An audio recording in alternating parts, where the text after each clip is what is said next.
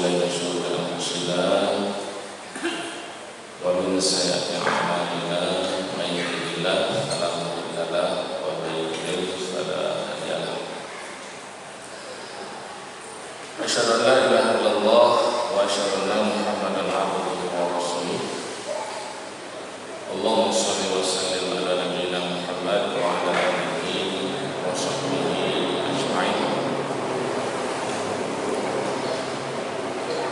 Puji syukur kepada Allah Subhanahu wa taala yang mana ada Allah yang masih memberikan kesehatan, kesempatan dan panjang kepada kita semua. Selanjutnya salam dan salam kepada junjungan kita Nabi Muhammad SAW dan juga kepada keluarga dan kepada sahabat-sahabat beliau semuanya. Jadi pertemuan kita bulan yang lalu kita sudah memasuki ke dalam pembahasan Kitabul Faraid, yaitu hal-hal yang terkait dengan peninggalan orang yang telah meninggal dunia. Cuma di pertemuan sebelumnya kita belum sempat membahas tentang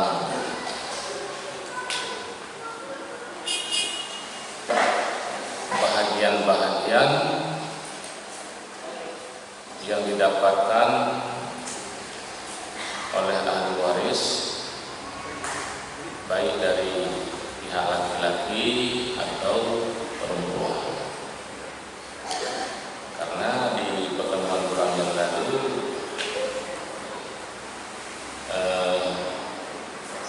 ada pertanyaan-pertanyaan yang terkait dengan hal tersebut, sehingga kita pun menjawab pertanyaan-pertanyaan tersebut dan tidak sempat membaca ataupun membahas tentang aqsam warasah ataupun siapa-siapa yang menjadi ahli waris dari pihak laki-laki atau dari pihak perempuan. Maka pada malam ini kita awali dengan arkanul irsi, rukun-rukun warisan, seperti sholat. Ada rukun-rukun salat, puasa, ada rukun-rukun puasa. Karena beda rukun dengan yang lainnya, ini sangat jauh. Apabila rukun ini tidak ada, maka tidak berlakulah yang namanya warisan. Rukun dalam mengusahakan harta warisan, yang pertama mewaris. Makna mewaris adalah pewaris. Siapa pewaris?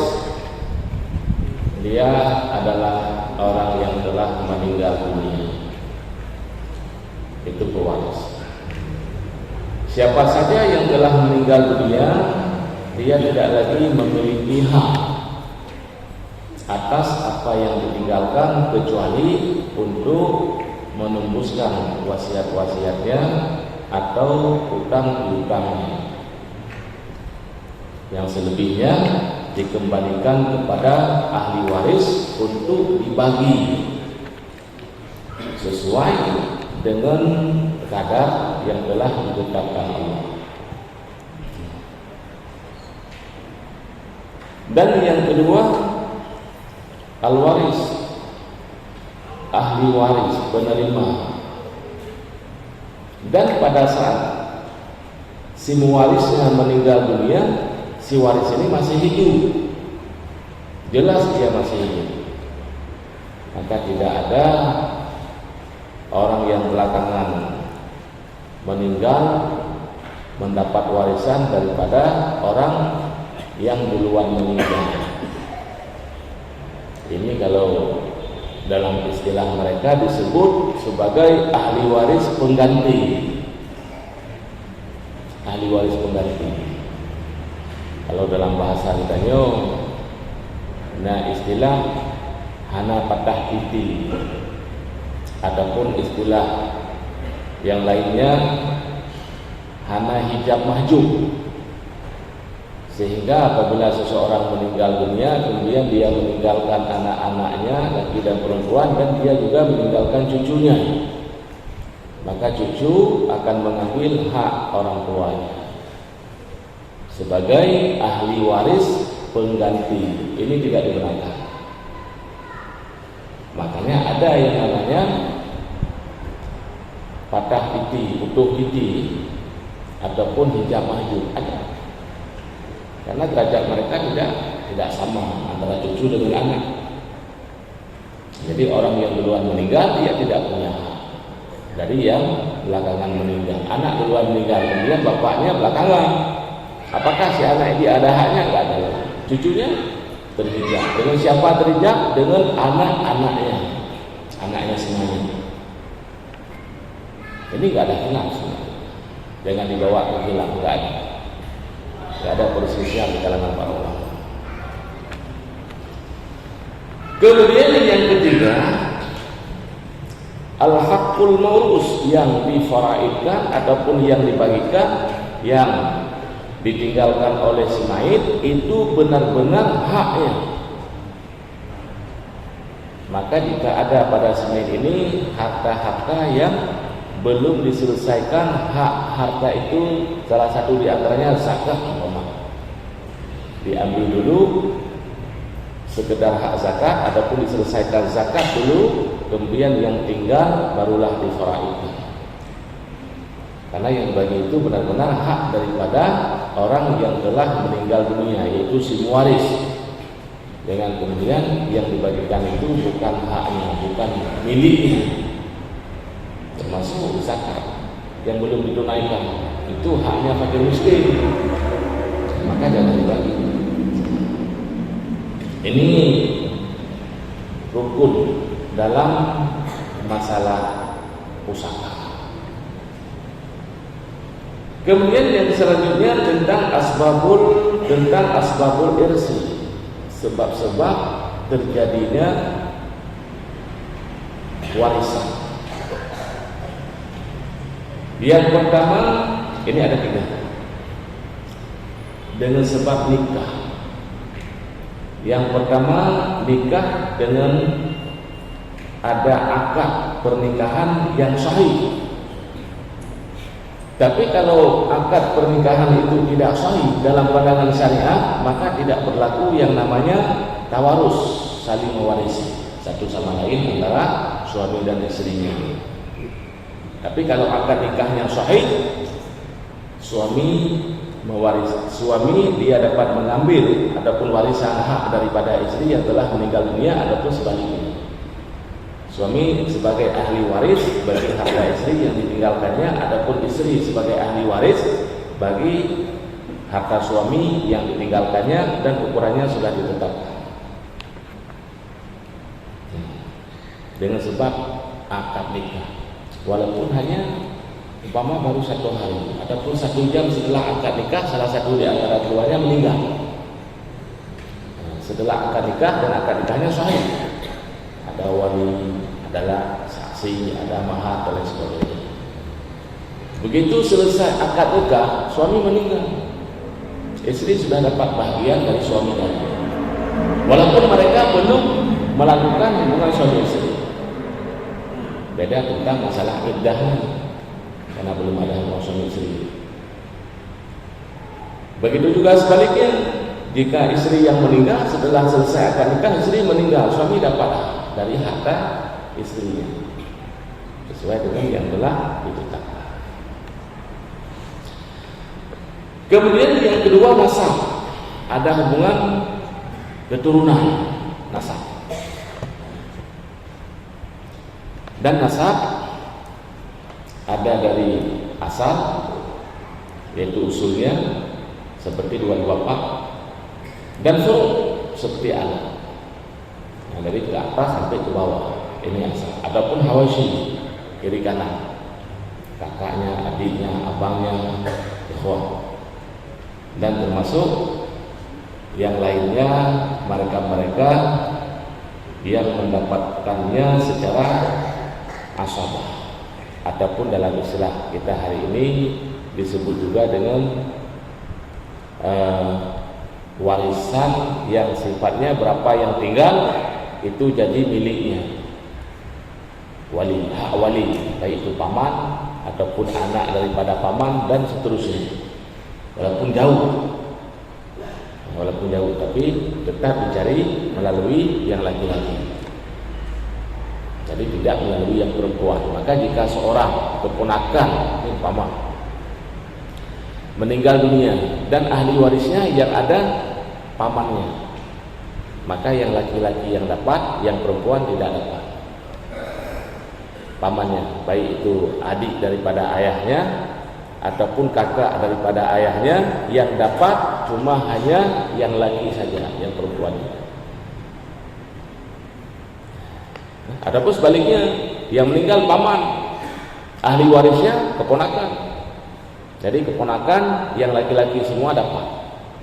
Yang dari jalur laki-laki, yang keponakan dari jalur perempuan, walaupun mereka laki-laki nggak dapat, karena disebut sebagai dawil arham.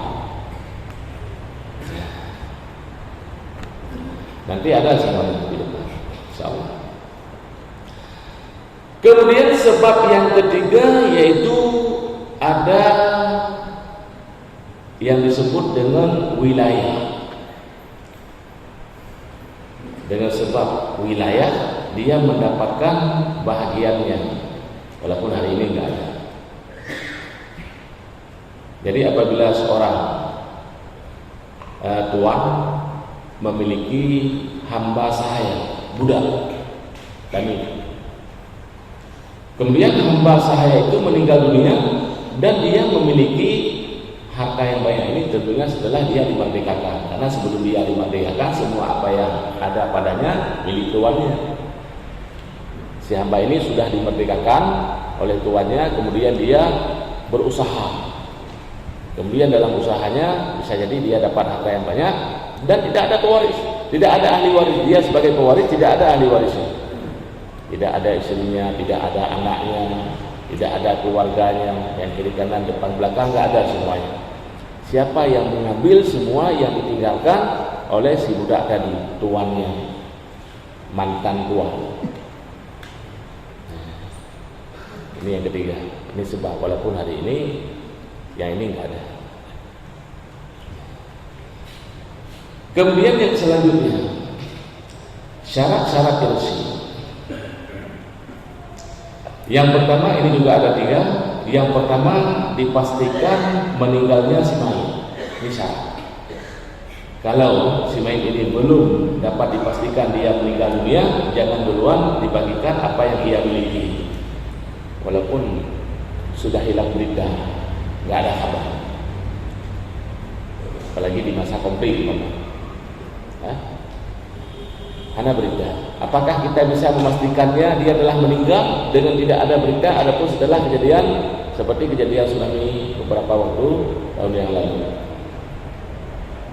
karena memperlumpur tangkap lu kamati, tahu ini? Ini tahu ibu apa boleh? Pahlin tahu mendung, dia dah mengurut, ada yang cocok mendung, menjiwa mendung, jiwa pohon dah, mendung hari. Maka syarat untuk peninggalan orang yang meninggal tadi sudah ada kepastian yang valid, yang tahqiq, yang benar-benar dia telah meninggal dunia, baik dengan kita menerima berita baru kita bagaimana. Kemudian yang kedua, yang menerima juga pasti ataupun bisa dipastikan dia masih hidup pada ketika meninggalnya meninggalnya pewaris. Jadi ahli waris dipastikan juga dia pada saat itu masih hidup, walaupun kadang-kadang selangnya hanya beberapa menit saja, seperti orang kecelakaan. Jadi kedua-duanya suami istri, kedua-duanya tertimpa sebuah kecelakaan. Kemudian suaminya, ini secara medis mereka telah mengetahui bahwa suaminya duluan meninggal ketimbang istrinya, walaupun hanya 5 menit, bisa jadi ini, ataupun 10 menit duluan suami. Ini masalahnya nanti terkait dengan peninggalan daripada si suami ini ada orang tuanya katakanlah, adapun ada kadang-kadang bisa jadi istri ini nggak punya anak, adapun suami istri ini nggak punya anak, maka bagian daripada istri cuma hanya 1/4, yang 3/4 milik yang lain. Adapun sebaliknya, ini bisa dipastikan secara medis siapa yang duluan meninggal, walaupun selang hanya beberapa menit saja, yang belakangan meninggal dia mendapatkan hak daripada si mewaris tadi ataupun ahli waris tadi. Kemudian yang ketiga, dipastikan juga dengan pengetahuan ada hubungan nasab sehingga mewajibkan saling tawarus. Kemudian yang kedua, nikah. Ini contoh. Kadang-kadang di masyarakat setelah terjadi kemudian tidak bisa diselesaikan secara syar'i, ataupun malah yang terjadi permusuhan satu sama lain. Kadang-kadang ada kasus seperti ini. Contoh, seorang suami menceraikan istrinya, talak pertama. Mungkin tujuannya untuk memberikan pelajaran supaya istrinya berubah, ataupun ada alasan-alasan lain. Maka sebelum masa iddah si istri ini berakhir, kedua ini masih status sebagai suami istri, walaupun suaminya sudah menceraikan istrinya. Selama masa iddah belum berakhir, 3 kali suci, ataupun ada pandangan yang lain 3 kali haid, bukan 3 bulan. Yang 3 bulan perempuan-perempuan yang tidak ada menstruasi lagi, yang tidak ada haid itu 3 bulan, yang sudah menopause.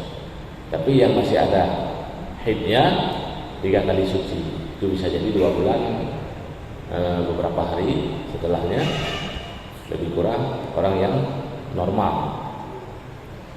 Maka sebelum masa iddah berakhir, perempuan itu masih milik suami.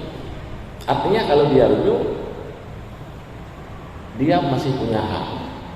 Kalau dia membiarkan tidak rujuk sehingga istri itu selesai iddahnya, baru mereka bukan lagi suami istri, baru bisa disebut mantan suami, mantan istri, iddahnya sudah selesai. Tapi sebelum iddahnya belum selesai, istri itu masih milik suami. Itu tergantung dia mau ambil ataupun tidak, dibiarkan atau dibiarkan istri beriddah ataupun tidak. Artinya apabila salah satu di antara keduanya ini meninggal dunia sebelum iddah berakhir, tawarus saling mempusakai ini masih berlaku. Meninggal istri yang sudah diceraikan, iddahnya belum berakhir, suami dapat bagian daripada istri tadi, karena mereka belum putus, ini masih ada ikatannya. Ataupun meninggal suami, istri juga masih dapat mengambil haknya dari suami. Jadi yang terjadi hari ini, ada suami telah menceraikan istrinya, beberapa hari setelahnya dia menyesal. Mungkin tadinya karena emosi ataupun macam-macam penyebab. Kemudian setelah 1 bulan dia menceraikan istrinya, dia mau rujuk. Suami kepinginnya rujuk pada istri. Kemudian pada saat dia kepingin ataupun ingin rujuk kepada istrinya, ternyata yang terjadi istrinya nggak mau. dan orang tua kedua belah pihak sudah sepakat, mereka disatukan kembali dengan rujuk. Istri tetap nggak mau, dia nggak mau. Jadi whatever hated, apa yang terjadi di istri ini tetap melanjutkan iddahnya. Dia sudah beriddah 1 kali suci, tinggal 2 kali lagi. Suami minta rujung, istri nggak mau, dan dia masih berasumsi bahwa iddahnya masih bisa diteruskan iddahnya. Padahal suami sudah mengatakan kepadanya, aku rujuk ke kamu. Adapun lu kalau rujuk lo nggak tahu. Kebermohan temli itu, ada mana kabar nanti lepas mati yang temli. Menyobi dua rujuk gampang mati. Kata dia suami anak jadi rujuk.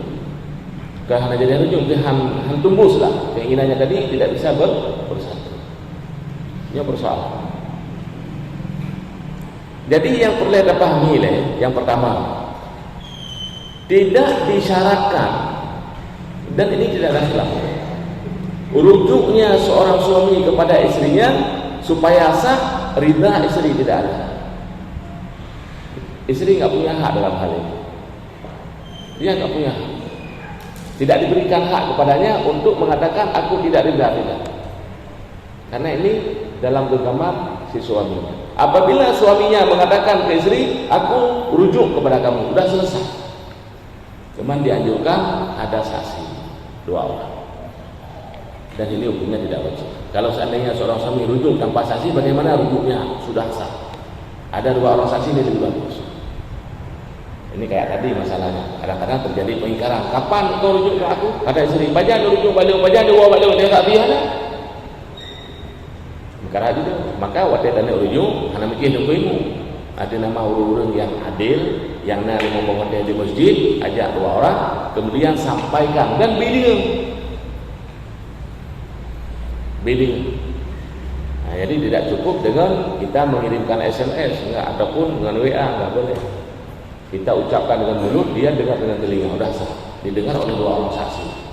Dan si perempuan tadi tidak boleh lagi melanjutkan iddah. Ini berlanjut kepada masalah warisan.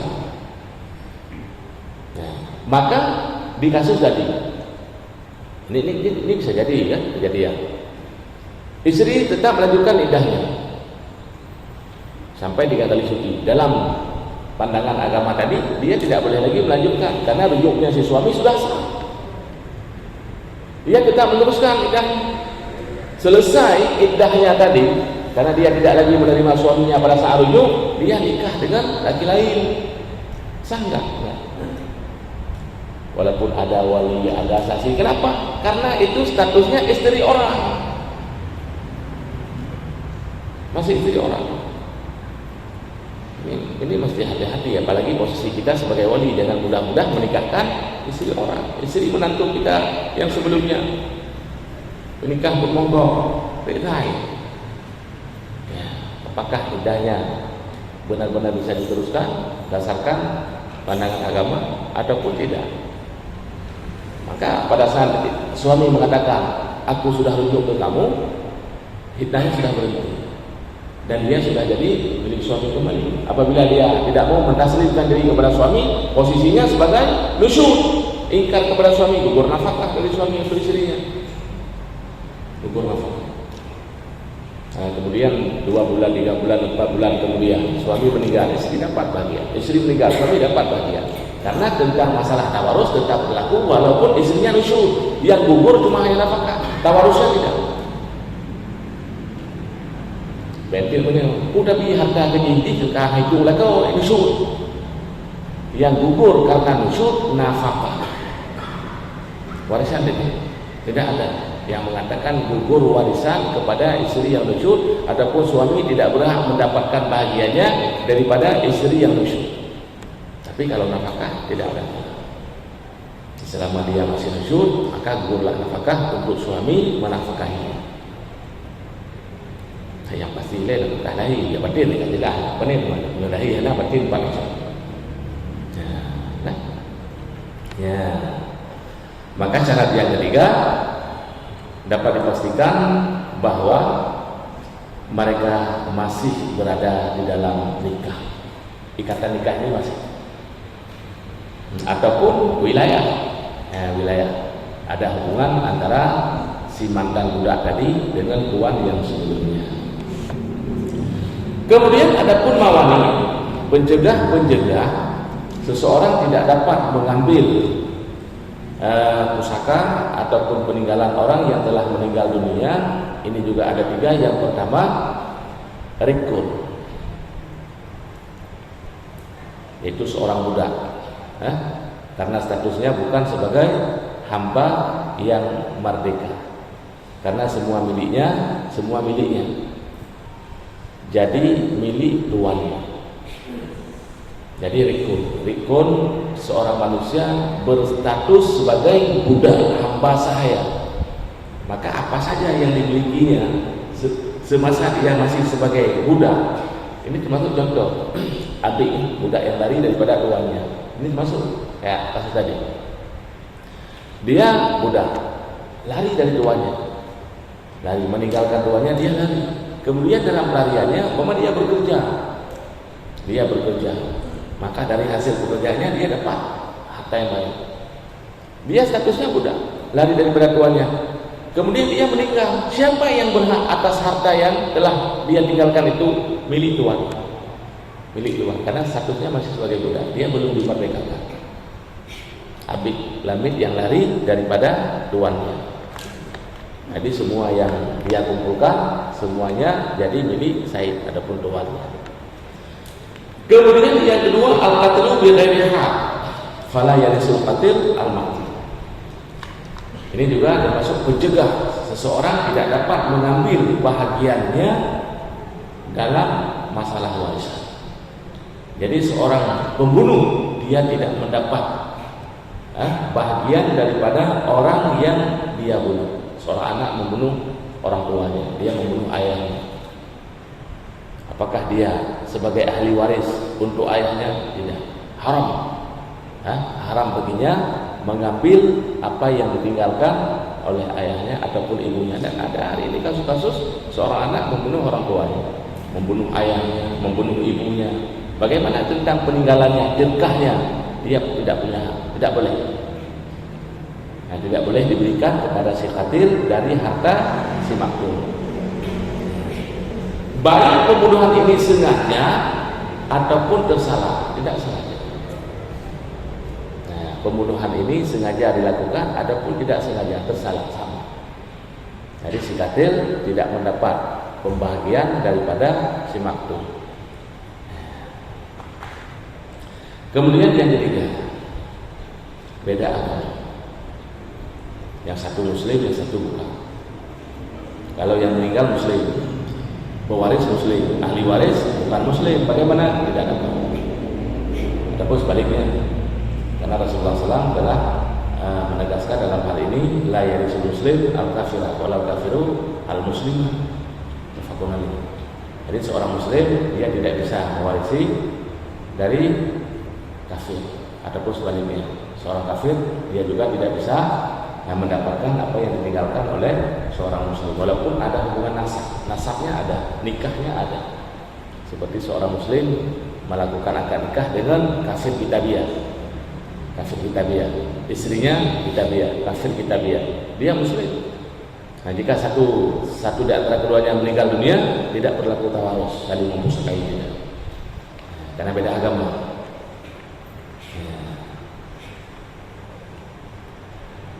Kemudian yang selanjutnya tentang ini, walaupun tadinya sudah disampaikan, tentang hukum pusaka perempuan yang diceraikan.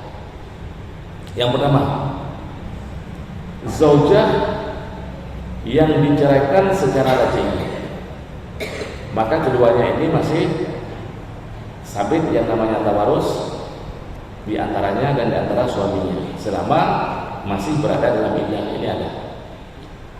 Maka apabila iddahnya sudah berakhir dan si suami tidak rujuk kepada istrinya, maka tidak lagi yang namanya tawarus di antara keduanya. Jelas. Ini ada. Nah, Jadi apabila seorang suami menceraikan istrinya selama masih dalam iddah, keduanya masih berlaku bab tawarus. Apabila iddahnya sudah berlalu, ini sudah selesai. Kemudian yang kedua, seorang suami yang telah melakukan perceraian yang sampai 3 kali, yang disebut dengan talak bain, tidak bisa rujuk lagi. Tidak bisa rujuk lagi. 1, 2, 3 di perceraian yang ketiga. Adapun dalam sebagian pendapat para ulama, walaupun talak yang pertama tapi dilafazkan dengan 1 kali ucapan yang jumlahnya 3 ataupun lebih daripada 3. Nyebab hal tanya kenuraga putrikah dengan dalil sejuta. Adapun terbaik, adapun putrikah dengan dalil dan dia sadar dia dalam keadaan sadar. Tidak ada pembahasan. Artinya terjadi dengan normal. Nah, dan dia berasa mengucapkan apa yang dia ucapkan, ingat semua. Tidak di luar kesadaran. Adapun urung wawa, adapun karena terlalu tinggi amarahnya, emosinya sehingga dia hilang kontrol dan tidak tahu apa yang dia ucapkan. Itulah ya. Maka yang sifatnya talak bain, yo hanali tawarus satu sama lain. Hanali tawarus. Ya, talak bain, talak yang seorang suami tidak ada haknya lagi untuk merujuk kepada istrinya. Sudah berakhir perjuangan mereka berdua. Ya hanali, ya. Jadi dia dalil yang pertama dan dalil yang kedua ini masih berlaku. Sedangkan talak yang kali ketiga ini tidak berlaku lagi, walaupun si perempuan tetap beriddah untuk memastikan kekosongan rahimnya. Walaupun sebelumnya memang sudah dipastikan rahimnya kosong. Alasan yang lain untuk beribadah kepada Allah. Kalau semua rahimnya kosong untuk beribadah kepada Allah, karena itu perintah kepada Allah Azza wa Jalla beribadah. Walaupun talak di kali yang ketiga. Jadi ada kipu pre malam. Hai menjawabannya hari wali, hari kagak kalau kompromi kan selesai. Ganjil kawin lain enggak boleh. Nah, jadi kalau seandainya hamil menunggu sampai bayi itu dilahirkan, kalau seandainya kosong iddah dengan 3 kali suci, yang sudah menopause iddah dengan 3 bulan. Beda istri ditinggal mati suami, ini 4 bulan 10 hari. 4 bulan 10 hari. Kemudian aksam ilsu, pembahagian dalam mengambil peninggalan orang yang telah meninggal dunia, ada 2. Yang pertama diambilnya dengan cara fardhi. Kemudian yang kedua diambilnya dengan cara taksib, itu asam. Kalau fardhi ada kadarnya berapa? 1/2, 1/4, 1/6, 1/3, 1/8, 2/3, itu kadarnya. Ini disebutkan semuanya. Yang taksib, yang mengambil dengan cara asabah, kadang lumayan, kadang tidak, kadang banyak, kadang sedikit, kadang-kadang tidak ada. Walaupun dia sebagai wali, tapi tidak ada yang ditinggalkan oleh semuanya, yang dia dapat bahagian daripadanya, karena semua harta itu telah diambil dari furud. Dan banyak kasus seperti ini. Nanti kita dapat semua. Kemudian tentang faraid yang datang dalam Al-Quran dan juga sunnah, tidak lebih daripada ini. Nisfu 1/2. Seperti seorang suami mendapatkan bahagian pada istrinya yang istri meninggal dunia tanpa ditinggalkan keturunannya. Kurmoh wate mati hanani. Lalu merumput dari harta istri tersebut 1/2, nisfu 1/2. Nah, seperti kasus tadi, setelah melakukan akad nikah istri meninggal. dan istri memiliki harta yang banyak, lumayan. Kemudian suami ambil setengah dan seperempat. Nah, seperempat seperti istri dapat dari suaminya yang telah meninggal dunia jika suami tidak ada anak, dan sepertelapan istri jika suaminya ada anak, dan 2/3 seperti 2 anak perempuan dan lebih daripada 2 ataupun 2 saudara perempuan, dan 1/3 ibu jika anaknya pada saat meninggal tidak meninggalkan keturunannya, ibu dapat 1/3, ayah juga dapat 1/3, dan 1/6. Jadi 1/6 ayah mendapatkan daripada harta anaknya yang telah meninggal dunia, begitu juga ibu jika anaknya itu meninggalkan keturunannya. Ataupun ada juga yang namanya sulus baki. Ini sulus baki. Maka sulus baki ini sabitnya dengan ijtihad para ulama. Ya, sulus baki 1/3 yang tinggal. Jadi 1/3 yang tinggalnya disebut sebagai sulus baki. Ada contoh, berbulah contoh gampang, sulus baki. Ataupun dalam bahasa lain bisa juga dia disebutkan 1/6.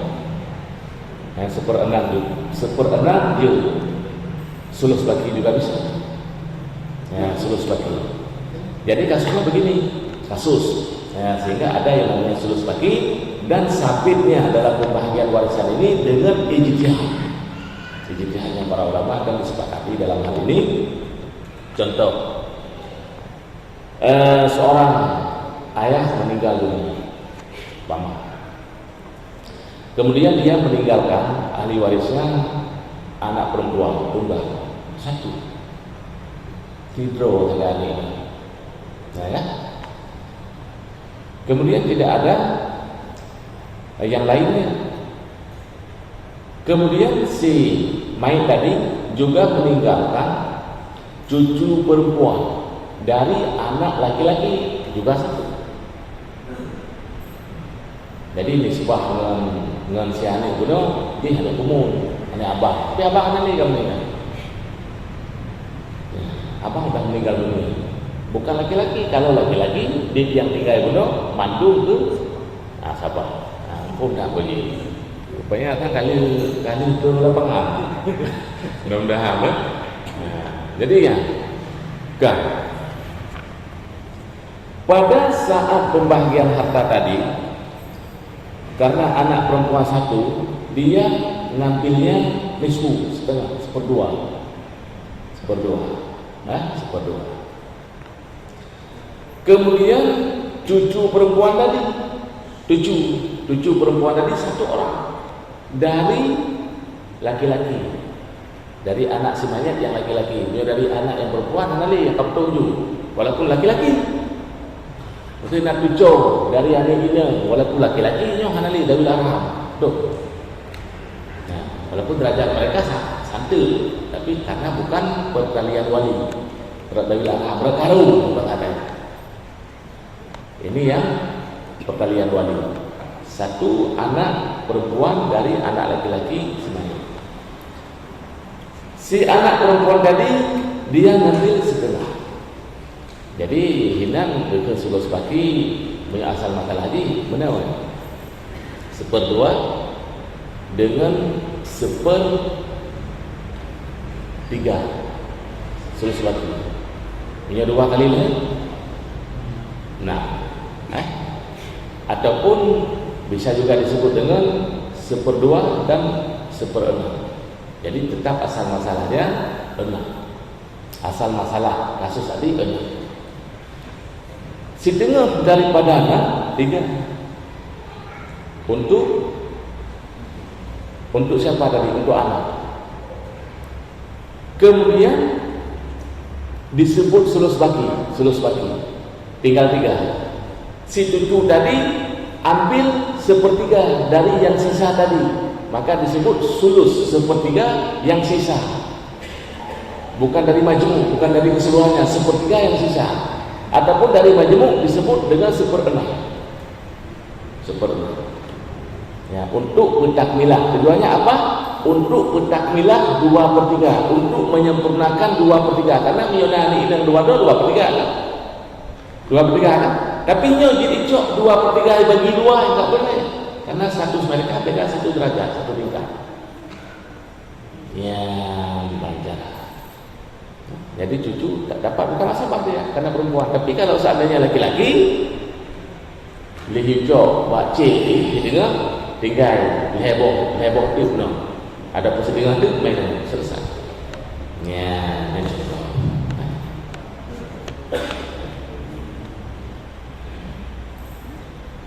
Ya. Kan ada manusia. Betul je man. Tadi lem anak apa? Dia anak waktu diskusi.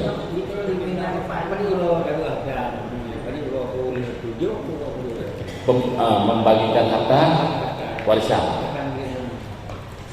Jadi ketetapan di dalam Al-Quran ataupun di dalam Sunnah yang umpama ada ketentuan berapa hari setelahnya kan tidak ada. Tapi itu diperintahkan karena amanah sesegera mungkin. Ini yang pertama. Kemudian tidak boleh di dalam agama kita ini ada harta yang tidak jelas tuannya, yang sebelumnya ada tuan, ada pemilik.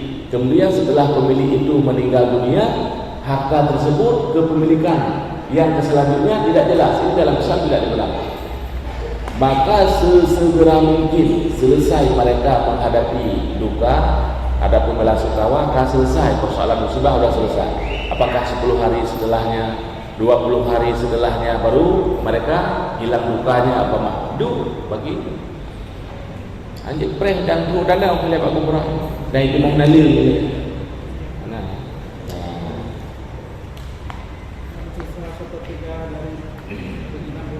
Hak wali itu baru belum ada wali. Nah, wali apakah paman daripada si yang meninggal tadi?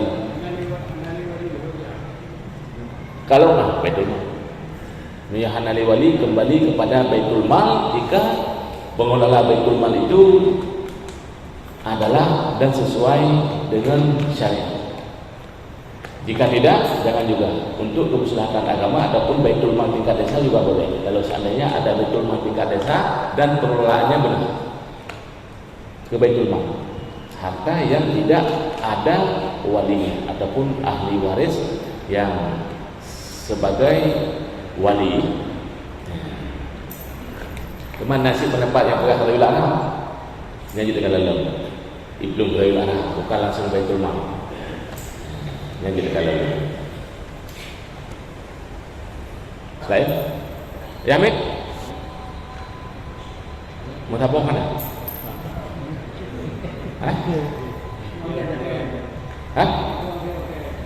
Memang masalahnya kan. Benar waktu tapi itu wajib di semua yang merata-rata. Banyak puluh minit, kalau tak pegang ke. Memang punya faraid bahkan waktu kamu badai kamu dalam badai khusus punya faraid yang berkhusus dia, berkhusus. Karena istilah dia itu ada pelajaran-pelajaran lain. Jok yang tabung itu wajib di semua kan. Itu memang ini proses. Artinya bila masalah faraidnya hanya istilah khilaf, ada khilaf yang berat-berat kan. Hanya beda dengan masalah fikih ibadah. Kalaupun ada cuma hanya betul-betul tepat. Jadi kajian subhanallah alhamdulillah sallallahu alaihi wasallam. Assalamualaikum warahmatullahi wabarakatuh.